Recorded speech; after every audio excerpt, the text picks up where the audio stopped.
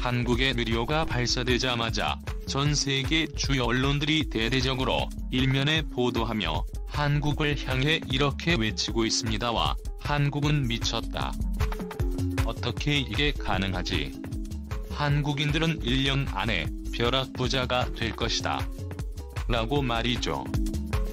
도대체 이번에 한국이 발사한 누리호에 어떠한 기술이 숨겨져 있었고 이게 얼마나 대단한 것인지에 또한 이번에 누리호 발사로 도대체 왜 해외 주요 언론들은 5천만 한국인들의 벼락부자가 된다는 것인지에 놀라운 이유에 대해서 최고 수익률 채널에서 여러분들에게 단독으로 전해드리겠습니다. 2011년 10월 20일에 오후 5시에 발사된 누리호 1차 발사는 반쪽짜리 성공이라는 타이틀이 붙여졌습니다. 답지체의 분리와 700고도 도달에 성공했으나 3단 부엔진의 조기 연소로 답지의 체인 더미 위성 모사체라고 하는데 이것을 지구로 저궤도에 안착시키는 데에는 실패했기 때문인데요. 비행 도중 3단 산화제 탱크의 헬륨 탱크의 고정 지지부가 풀린 것이 주요 원인이었던 것으로 밝혀졌습니다. 그로부터 수개월이 지난 오늘 누리호 2차 발사가 기적처럼 이루어졌는데 누리호가 발사되자 전 세계 언론들이 놀라운 반응을 보이고 있습니다. 이것이 가능하더니 말도 안 돼. 라며 한국이 공개한 극비의 기술에 입을 다물지 못하고 있습니다. 누리호 1차 발사는 원래 2월 15일로 예정되어 있었지만 강풍 때문에 하루 연기됐습니다. 기상 불안정으로 누리호 이성 여부를 바로 판단하지 못했던 과학기술정보통신부와 한국항공우주연구원은 어제 오전 6시부터 이어진 회의 끝에 위성 발사를 하루 연기하기로 결정한 것인데 나라우주센터 일대 바람이 점차 강해질 것으로 보여 느려 기립 작업이 어려울 것 같다는 결론을 내린 것입니다. 그리고 다음 날인 6월 16일 안타깝게도 센서 불량이 발견되면서 또 한 번 미뤄졌는데요.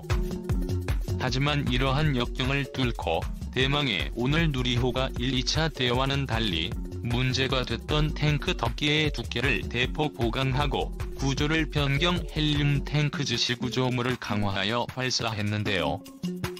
한국이 자체 개발한 기술로 발사 체인 유리호를 쏘아올린 것도 해외 언론들은 극찬하고 있지만 이보다 더 주목받고 있는 것은 바로 이 발사체에 실린 5기의 위성들이었습니다. 외신들은 이번에 우주로 향한 5기의 한국산 최첨단 위성들은 지금까지 지구상에서 한 번도 보지 못한 놀라운 기술들을 탑재하고 있다라며 한국이 우주산업의 역사를 바꾸는 게임 체인저가 될 것임에 분명해 보인다라고 극찬을 아끼지 않았습니다. 이번 누리호에는 한국의 독자적으로 만든 발사체로 실지의 위성을 처음으로 쏘아올리는 역사적인 순간으로 큐브 위성 4기를 포함해 총 5기의 실제 위성에 탑재됐습니다. 큐브 위성은 특수 임무를 수행하는 초소형 위성으로 발사 후 7일째 되는 날부터 조선대 카이스트 서울대 연세대가 제작한 큐브 위성이 순서대로 궤도에 놓이게 됩니다. 이 중에서 특히 카이스트가 개발한 초소형 위성이 전 세계적으로 주목을 받고 있는데요. 일항대부는 카이스트 항공우주학과 교수팀에서 개발을 총괄한 초소형 큐브 위성으로 가로 세로 10cm, 의 높이가 34cm의 이름 그대로 초소형 큐브 위성입니다. 그런데 놀랍게도 이렇게 작은 위성이 할 수 있는 일은 상상을 초월하고 있습니다. 여러 파장대의 빛을 동시에 촬영할 수 있는 초분광 카메라가 장착되어 지구를 관측할 수 있고 빛의 반사를 이용해 물체가 무엇인지도 예측할 수 있는 최첨단 기술이 탑재되어 있습니다. 큐브 위성 광학 장비를 개발한 김연구원은 다양한 파장대를 보며 물체가 뭔지 모를 때 어떤 물체인지 구별할 수 있다며 지면에서 보이지 않아도 내부에 어떤 광물이 있는지에 농업 분야에선 수확물이 얼마나 상했는지도 알 수 있다고 밝히죠. 전 세계 언론들은 난리가 났습니다. 한 해외 주요 언론사는 한국의 신우주 기술은 지구 역사상 단 한 번도 보지 못한 출신의 혁명으로 한국이 조만간 지구의 미래를 통째로 바꿔놓을 수 있다라고 극찬을 쏟아냈습니다. 일각에서는 한국이 세계 1, 2위를 다투는 미국과 러시아를 모두 제치고 우주 위성 분야 세계 1위가 될 수 있을 것이라 확신했습니다.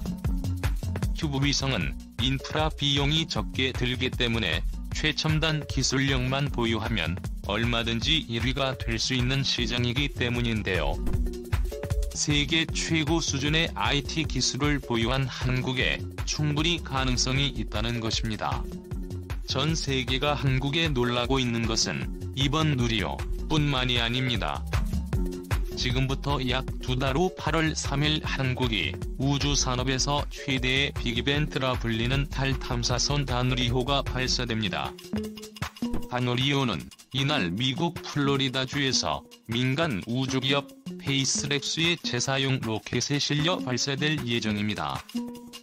이를 위해 이달 현재 대전의 한국항공우주연구원에선 방진복을 입은 연구진이 일단 우리의 탑재체 6종 정밀 점검 등은 막바지 작업에 한창인데요.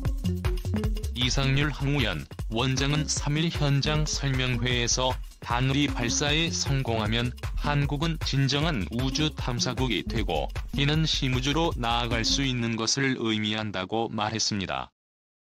힘을 주는 화성처럼 지구에서 달보다 더 멀리 떨어진 곳을 가리킵니다. 다누리 발사에 성공하면 한국은 러시아, 미국, 중국, 일본, 유럽연합, 인도에 의한 세계 11번째 달 탐사국이 되는데요. 자타가 공인하는 7대 우주 강국 반열에 오르게 되는 것입니다. 지구에서 달에 대한 조사가 본격적으로 시작된 것은 1600년 갈릴레오 갈릴레이가 최초로 망원경을 이용하면서부터입니다. 그리고 미국과 소련의 본격적인 우주 경쟁이 시작됐는데요. 미국이 1968년 세계 최초로 사람을 달에 보내는 데 성공하면서 세계 최고의 우주산업국으로 도약했습니다. 당시 한국은 우주에 대한 개발을 시작조차 못한 백지 상태였죠. 그런데 이로부터 불과 50년 만에 한국이 기적을 만들어냈습니다.